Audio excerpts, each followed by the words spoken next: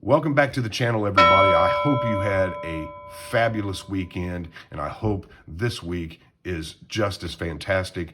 We're going to have a great week as this coming Saturday, we're going to have our first live stream hunt and our 100 subscriber goal giveaway. We've met our 100 subscriber goal. I want to thank all of you for helping out with that. We're going to be giving away this beautiful, stunning 1958 proof 67 NGC graded Jefferson nickel. We're going to be giving this away.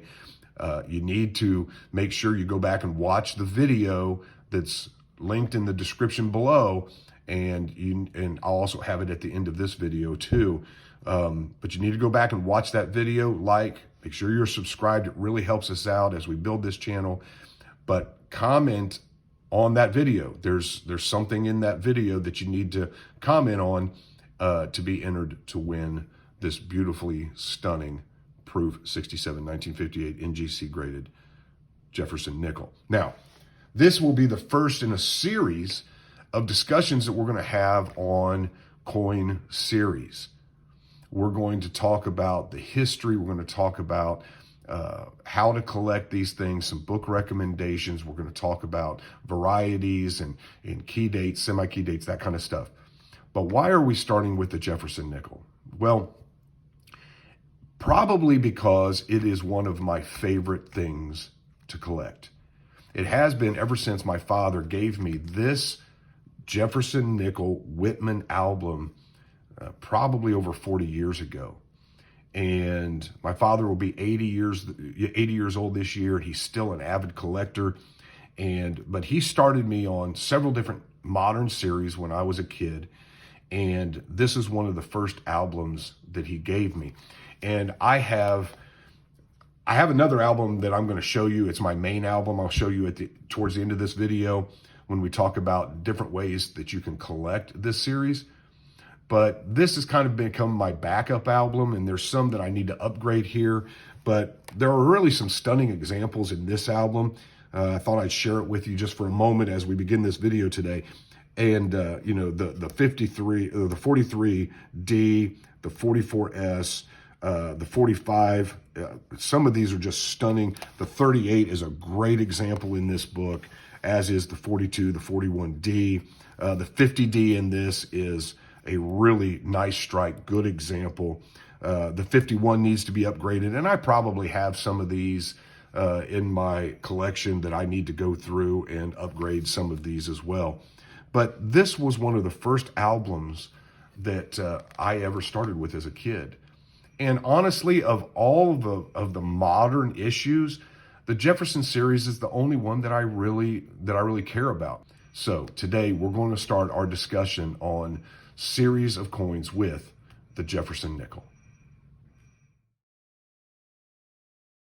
In 1938, the iconic buffalo, or more precisely bison, but the buffalo nickel was replaced with the Jefferson design. There was an 1890 law that stipulated that a coinage design couldn't be changed until 25 years without congressional approval. But the Treasury had the right after 25 years to change this, and they did. They sent out letters in 1937 to the leading American sculptors, inviting them to compete for a $1,000 prize that would honor the winning design of what would appear on the coinage. One of these invitations was sent to a gentleman, a German immigrant by the name of Felix Schlag. Felix, along with 400 entries, some of the sculptors submitted more than one set of plaster models.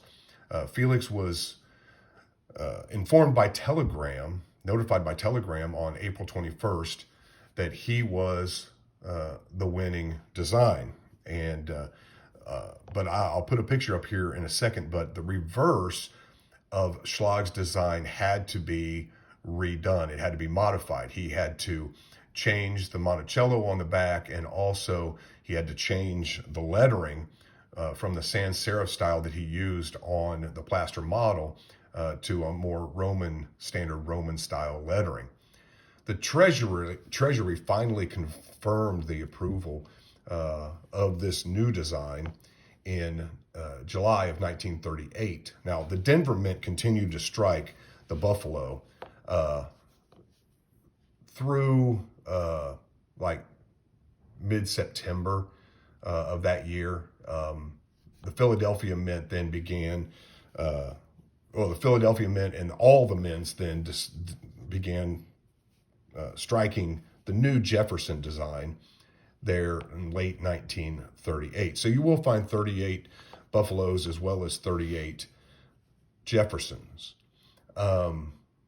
Dies in 38 featured a rather weak step. And we'll see if we can get this on the camera here. But the steps are wavy and they're very weak. And so in 1939, the reverse was changed.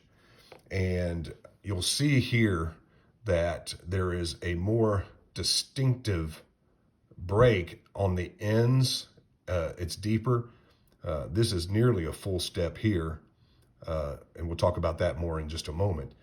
But you'll notice that the steps are way more defined with a vertical line at the edge of each step. They're straighter, they're more defined. And so that change was made. So what you end up having is the 38s, you have 39s that have both the reverse of 38 and the reverse of 40. And then in 40, they all have the reverse of 40. And that was the design for a couple of years. Attack on Pearl Harbor in December 1941 and the start of World War II, the military officials were faced with a shortage of nickel for the wartime effort. And so by the summer of 1942, there was a pressing need to change the nickel, to save nickel for the war effort. And so from 1942 to 1945, the United States Mint created the wartime nickels, the 35% silver. Now, you'll notice the difference on the wartime nickels is that the mint mark is above the Monticello on the reverse. See the big P there on the reverse, the D on this beautiful example here that is, I would say, if I can get to zoom in here, a full step 43D. But you'll notice the Monticello has the mint mark above it instead of where it typically is here on the right side of the Monticello building. And so from 42 to 45, 35% silver was used in the production of the Jefferson Nickel. Now let's take a moment and talk about key dates and varieties in this series. Of course, the major key dates, there are some semi-key dates as well, but we're going to just focus on the key dates for now, are the 38D, the 38S, the 39D, the 39S, and the 50D here. Now, 38D had 5,376,000 issues. The 38S has just over 4.1 million strikes. The 39D has just over 3.5 million coins.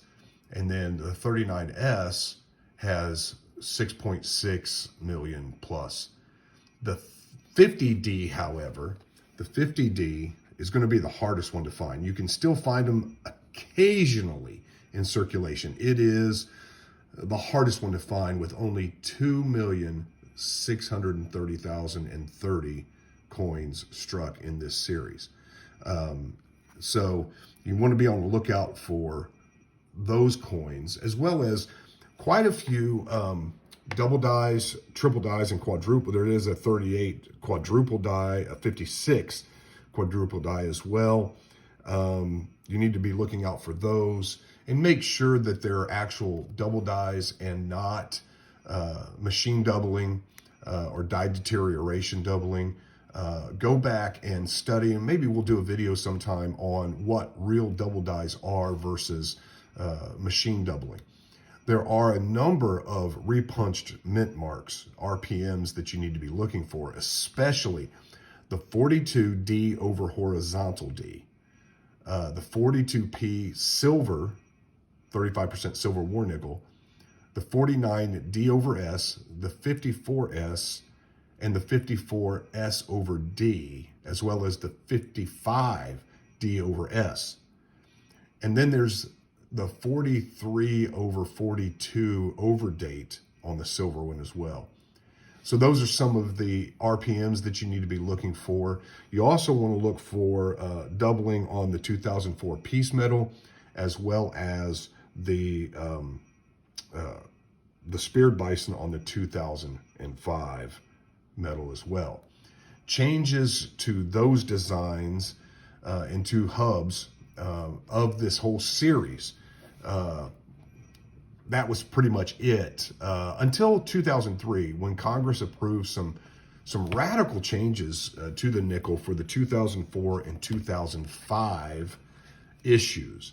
And what we have in those issues in 2004 and 2005 are the commemoration, the honor of the commemoration of the 200th anniversary of the Lewis and Clark expedition to the Pacific Ocean. These include the 2004 Louisiana Purchase and the this is the Louisiana Purchase and the keelboat, as well as then the 2005 Bison and the 2005 Ocean in View. In 2006, they returned to the regular strikes, and they've gone virtually. There's been some special things done, but nothing's really caught on. And so since 2006, the series has remained unchanged. So let's take a moment and talk about the Henning nickels. In the mid-1950s, Francis Leroy Henning from New Jersey minted what is now known as the Henning nickel. He made counterfeit nickels dated in 1939, 1944, 1946, 1947, and then in 1953.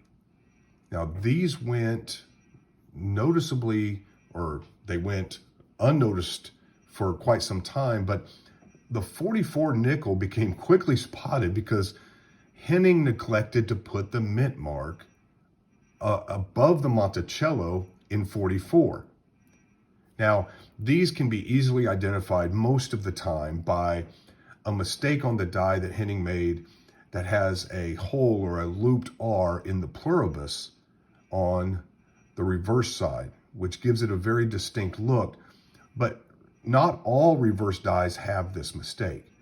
And so we won't spend a whole lot of time on Hennings today. I'm not a Henning professional. I don't know that much about them, other than I know what years they were made. I know what certain markers to look for.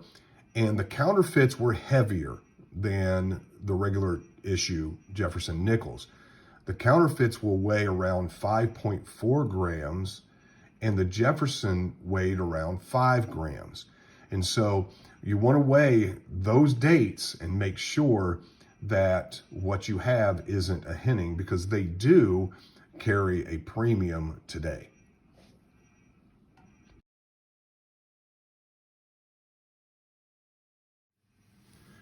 So how are we going to collect this series? Well, there are a number of ways that you can go about doing that. And I think the most popular way for years has been to put together a nice raw set of Jefferson Nickels. Now, this is my good set that I've been working on for quite some time. Most of these are BU, mint state design, or mint state condition. This has taken me quite a while to build this set. It also has proofs in it.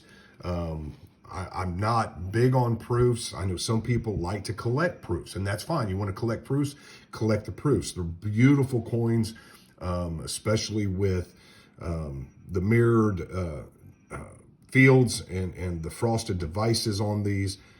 Beautiful coins, but put together a raw set. And the nice thing about the Jefferson series is that you can put together a beautiful raw set of mint state for less than, $1,000 or so.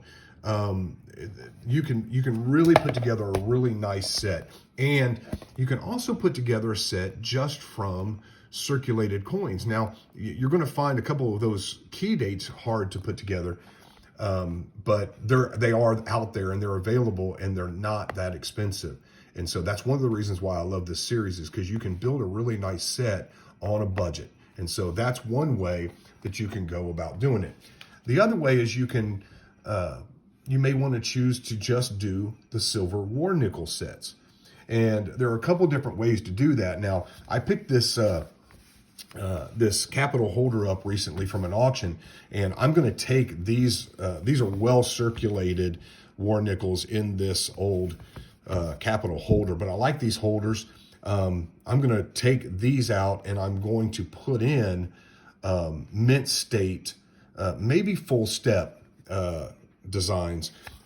We'll see what we do with that later on, and I'll keep you updated on that. But you might want to put together a nice raw set of war nickels.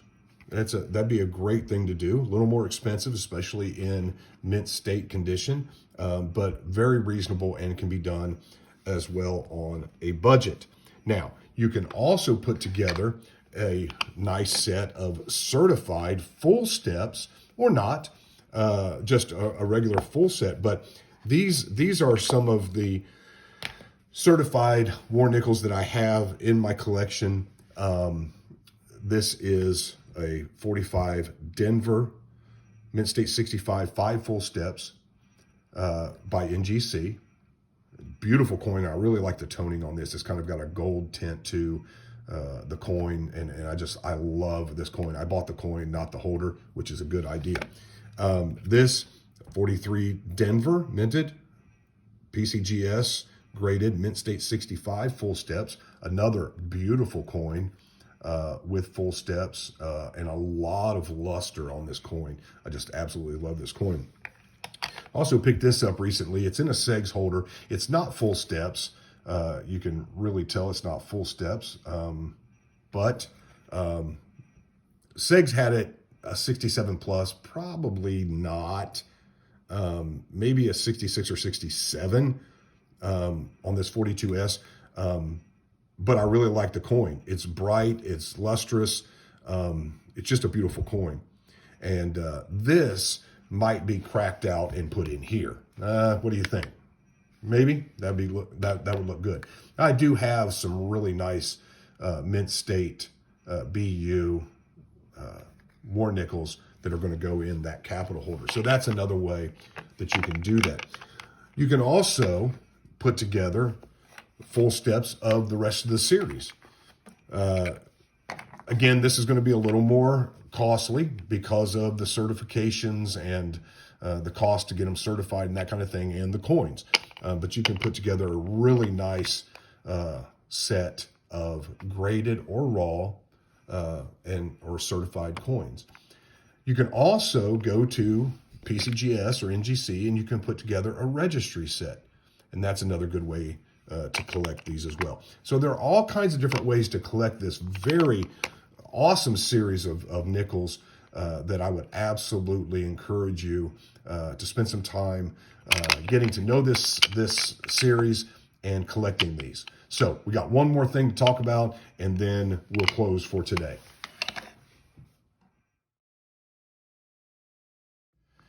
Now, before we get into the collection, let's make sure that we're building our knowledge on this. There's a whole lot more to this than I was able to include in this video. So I want to give you 3 book recommendations that will help you with being able to collect this series and know what to look for. And the first one that I want to recommend is the United States Nickel 5-cent piece, a date-by-date analysis and history by Michael Westcott. This is a wonderful edition. to your library. This was published in 1991, and it goes through, obviously, the V Nickels, or the Liberty Head Nickels, the Buffaloes, as well as the Jeffersons. But there's all kinds of information here on the Jefferson, the history of it, and then actually a year-by-year breakdown of each mintage, varieties, everything that you need to know. This is a wonderful book, and especially, you know, if you're going to extend your collection at some point from the Jeffersons to the Buffaloes, which is again a wonderful series to collect, or even the Liberty Head Nickels.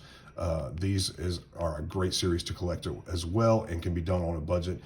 This is a great book to have in your library. The second book that I want to recommend is the official Red Books guide to the Buffalo and Jefferson Nickel collection. Now, this is going to be a more modern version of Westcott's book. And again, it has more than enough information in it. You can really build your knowledge with this volume. So I would highly recommend this one as well. And I've saved the best for last. Every Jefferson Nickel collector must have, listen to me, must have Bernard Nagengat's book on the Jefferson Nickel Analyst. This is the second edition of his book.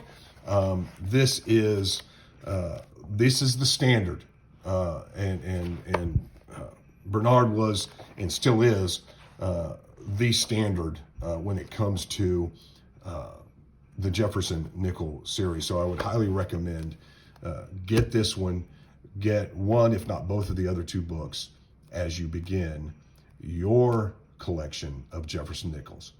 Thank you for joining us today. I know this was a little longer video, but I hope you enjoyed it. If you did, give us a like, give us that thumbs up. Make sure you're subscribed and hit that notification bell so that you're alerted to all of our new videos. And let me know what other series you would like us to do a review on, and stay tuned for those in the future. Don't forget our 100 subscriber live stream and giveaway coming up this Saturday night, 7 o'clock Eastern, 6 Central. Make sure you watch the video. Make sure you like, subscribe, and comment on that video as well. And we're going to see you again real soon.